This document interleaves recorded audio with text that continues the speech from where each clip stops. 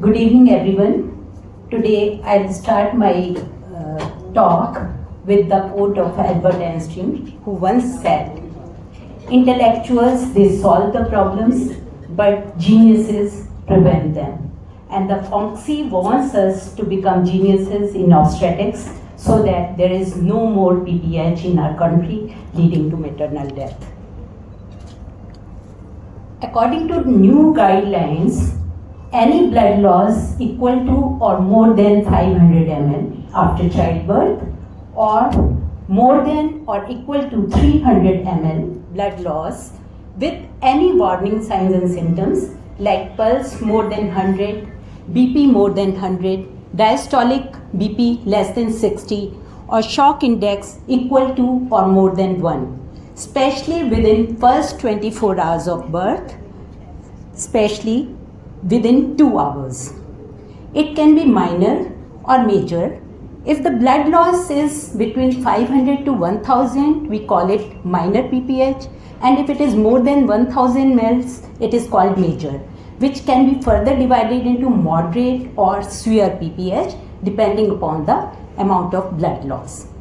In women with lower body mass index, that is if weight is less than 60 kgs, even a lower blood level of loss can result into catastrophic effects.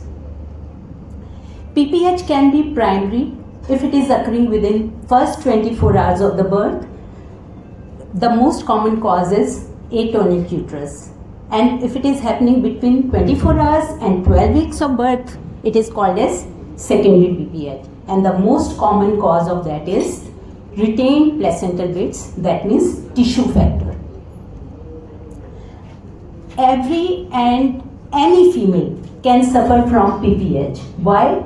Because uterus is richly supplied by the blood, and this blood flow increases at term. Also, there is expansion of intravascular volume by 60% at term, which can lead to a loss of lot of blood. 4 T's are the causes of PPH. Tone being the most common cause, resulting in 70 to 80% of the cases of PPH, followed by trauma, tissue, and thrombin. The various risk factors which cause PPH are affecting tone are multigravity, multiple gestation, macrosomic baby, induction and augmentation of labor, general anesthesia, and previous history of PPH. Normally we give episiotomy to all females. The episiotomy and perineal lacerations, they are contributing factors of trauma. The retained placental bits and adherent placenta, that is causing the tissue, that is a tissue factor responsible for PPH. In preeclampsia, we commonly see PPH because of thrombin derangements. Women with pre-existing bleeding disorders or those who are on therapeutic anticoagulants can have PPH. 2 T's I will like to add, that is turned uterus, that means inversion of the uterus, and the tumors of the uterus. They can also be responsible for PPH. Why the FOGSI has made this program? Because this is a global burden affecting about 14 million of cases annually. Out of that, 70k females, they die every year, and rest of them, they suffer from various morbidities. And the developing countries, they have more or higher incidence as compared to the developed worlds. In India, it affects about 2 to 4% of the vaginal deliveries and 6% in cesarean cases. In India, the prevalence is about 38%, and PPH is causing about 56% of maternal deaths in India. That makes PPH as the leading cause of maternal deaths. October 5, 2025, the inaugural World Postpartum Hemorrhage Day, WHO, FIGO, and ICOG, they together launched consolidated guidelines for prevention, detection, and treatment of PPH. Why these guidelines were needed? Because we wanted to improve care before, during, and after childbirth to prevent PPH and its complications, so that we can achieve the health targets of Sustainable Development Goal 3.1, reducing the maternal mortality less than 70 per lakh live births by 2030. PPH is basically about time to recognize, to act, and to escalate. These guidelines, they tie the clinical action to the moment. The consolidated guidelines themselves, they save time. That is why they are saving lives. They themselves do not save lives, but the people and the systems who follow them, they can save life. So the FOGSI has come out with the REACH program so that we come to the conclusion of the consolidated guidelines.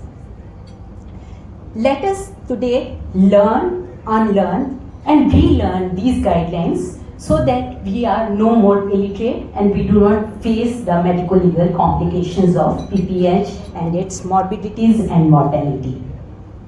I will summarize the recommendations by WHO to prevent PPH. The purpose of this knowledge is action, and anything without action is not a knowledge. The PPH here that begins in the antenatal period, because anemia can increase the risk of PPH by 9-folds.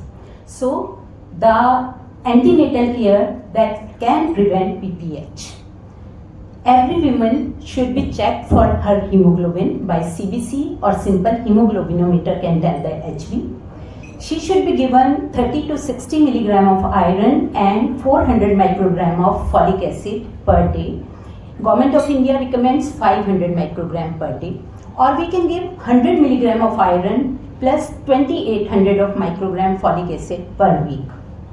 If the female cannot tolerate oral iron, then it can be given IV if we want to improve the hemoglobin fast.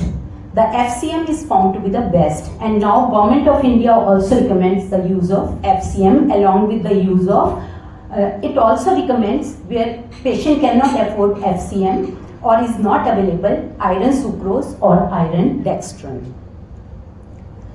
The perineal massage should be educated to the female in the antenatal period only. She should continue doing her perineal massage during her antenatal period, and it should be continued in intrapartum period also with warm compressions and perineal support so as to avoid routine episiotomy, because WHO latest guidelines say that we do not need to give episiotomy in every birth. And also by this method we can prevent perineal tears. During birth, the active management of third stage of labor is very important, which is done with the uterotonic drugs. The uterotonic drugs are given within 1 minute of the delivery of the baby. The most recommended or drug of choice is oxytocin, which is given in the dose of 10 units either intramuscularly or intravenously diluted over a period of 1 to 3 minutes. The carbetocin and mesocholesterol, these are also recommended, but these are context-specific recommendations. That means if oxytocin is not available, or if the temperature of oxytocin or effectiveness of oxytocin is doubtful, then we can use carbetocin. Even if the skilled worker is not available, birth attendance is not available, we can use misoprostol. Drugs which are not recommended for prevention are methergine, carboprost, oxytocin ergometrin combination, that is synmetrin, and tranexamic acid. We can use them, but they are not recommended for prevention of PPH. These are the various doses of the uterotonics. In details, Dr. Surya Malik will be talking about it. This is the comparison chart of the nutrotonics which are recommended for prevention of PPH. Out of them, carbetocin is the best drug because it is heat stable. Half-life of carbetocin is about 40 minutes and it is acting for a longer time on the oxytocin receptors. It is given in the dose of 100 microgram IM or IV immediately after birth. The misoprostol can be consumed by pregnant female at the time of the baby birth herself. It is given orally, 400 to 600 milligram, and no skilled birth attendant is required for the misoprostol use. In intrapartum management, along with active management of third stage of labor, we should go for delayed cord clamping. The cord should be clamped after 1 minute of the birth of the baby, unless until there is neonatal resuscitation required because of the birth asphyxia. Along with that, we should remove the placenta with controlled cord traction. The controlled cord traction should be applied in the presence of skilled birth attendants and also when uterus is well contracted. This is the method of controlled cord traction, where left hand is placed suprapubically over abdomen. We push the abdomen upwards, and with the other hand, we push the cord downward and forward. If placenta is not removed within 15 minutes, we should empty out the bladder and again apply controlled cord traction. Even if it fails and the placenta is not separated for more than 30 minutes, we can go for manual removal of placenta.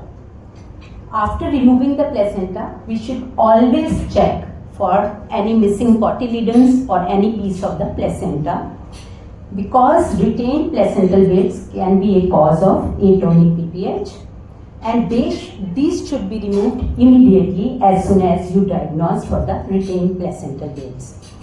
After MRP or removal of bits, single dose of antibiotics should be given intramuscularly or IV. This is the latest recommendation by WHO.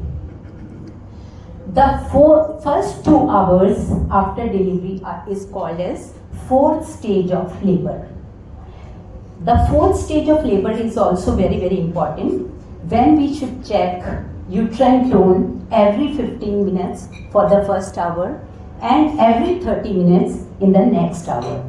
If the uterus is soft or boggy, we can go for uterine massage, and IV infusion of 20 units of oxytocin should be started in 1 liter of ringer lactate. Along with this, we should check the blood flow, vaginal blood flow, the pulse of the patient and the BP of the patient. If the patient is stable, that means the pulse is less than 100, systolic BP is more than 100, and diastolic BP is more than 60, we can shift the patient to postnatal ward. So these are the things which should be assessed in 4th stage of labor. That means we should check the uterine tone, we should see vaginal blood flow. Along with this, cumulative blood loss should be assessed along with the pulse and BP of the patient. The blood loss estimation is very, very difficult at the time of delivery or in the 4th stage of labor, because there is rapidity of the blood loss. It can be concealed or revealed. It can result in hematomas, which we miss sometimes. There is high placental blood flow up to 700 ml, and there is masking of physiological changes by expansion of intravascular volume. The underestimation of blood loss is up to 16% with 300 ml of blood loss, and up to 40% with 2 liters or more of blood loss, even by the experienced care providers. So, WHO recommends the calibrated delivery drapes should be used to assess the postpartum amount of the blood loss, which can improve the estimation of the blood loss. Revealed can be checked, but concealed cannot be still judged. Parturient may lose up to 30% of the blood volume without any clinical signs and symptoms. That is up to 1000 ml the patient may not have any signs and symptoms. But if it increases more than 1000, then there can be slight tachycardia or fall in the BP. Why it happens? Because there is increase in the expansion of intravascular compartment. Plasma volume increases by 40 to 50% and RBC mass increases by 20 to 35%.